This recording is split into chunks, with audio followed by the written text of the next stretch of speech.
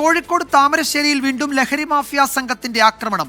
ലഹരി വിരുദ്ധ സമിതി അംഗമായ മുഹമ്മദിനാണ് മർദ്ദനമേറ്റത്. സംഭവത്തിൽ ഒരാൾ അറസ്റ്റിലായി. കോഴിക്കോട് റെയിൽവേ സ്റ്റേഷന് സമീപം 4 കിലോയിലധികം കഞ്ചാവുമായി ഒരാൾ പിടിയിലായി. ലഹരി മാഫിയക്കെതിരെ ശക്തമായ നടപടിയാണ് ലഹരി വിരുദ്ധ സമിതി അംഗമായ കട്ടിപ്പാറ സ്വദേശി മുഹമ്മദും സുഹൃത്തുക്കളും സ്വീകരിക്കുന്നത്. ഇതിന്റെ വൈരാഗ്യമാണ് ആക്രമണത്തിന് കാരണം. വീട് കേന്ദ്രീകരിച്ച് ലഹരി വിൽപ്പന നടത്തുകയായിരുന്ന പ്രമോദിനെക്കുറിച്ച് ഇവർ പോലീസിന് വിവരം നൽകിയിരുന്നു. പോലീസ് നടപടി സ്വീകരിക്കുകയും ചെയ്തു. ഇതേ തുടർന്ന് നിരന്തരം ഭീഷണി ഉണ്ടായിരുന്നതായും ഇതിന് പിന്നാലെയാണ് ആക്രമണമെന്നും മുഹമ്മദ്. അവിടെ റോഡുമേൽ രാത്രി ഇരുന്നങ്ങാണ്ട് വരുന്ന പോലെ നോക്കലുണ്ട്. അപ്പോൾ ഇവരെ 2-3 പ്രാവശ്യം ഇപ്പോൾ ഞങ്ങൾ പിടിക്കുകയും ചെയ്തിട്ടുണ്ട്, പോലീസിൽ ഏൽപ്പിച്ചിട്ടുണ്ട്. അപ്പോൾ അതിൻ്റെ കാരണം കൊണ്ട് അതിൻ്റെ വൈരാഗ്യമായിട്ട് എന്നോട് ചെയ്തതാണ്. എന്നെ അടിക്കുകയും പിന്നെ കത്രി കണ്ടോലെ കയ്യിൽ അതിനോട് കുത്താൻ നോക്കിയാലും കൂടി ചെയ്തതാണ്. കല്ലെടുത്ത് കുത്തി അങ്ങനെല്ലാം കൂടി എന്നെ അടിച്ചാൽ തള്ളിയിട്ടതാണ്. സംഭവവുമായി ബന്ധപ്പെട്ട് 3 പേർക്കെതിരെ പോലീസ് കേസെടുത്തിട്ടുണ്ട്. കെ ലിജീഷ് അറസ്റ്റിലായി.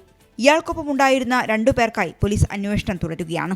അതേസമയം മംഗലാപുരത്തു നിന്നും ട്രെയിൻ മാർഗം കോഴിക്കോട് എത്തിച്ച 4.342 കിലോ കഞ്ചാവുമായി റെയിൽവേ സ്റ്റേഷന് സമീപത്ത് വെച്ച് കോഴിക്കോട് വെസ്റ്റ് ഹിൽ സ്വദേശി കമറുന്നീസ പിടിയിലായി. ഡൻസാഫും ടൗൺ പോലീസും ചേർന്നാണ് പിടികൂടിയത്. പ്രതി മുൻപും കഞ്ചാവും ബ്രൗൺ ഷുഗറും കടത്തിയതിന് നിരവധി കേസുകളിൽ പ്രതിയാണ്.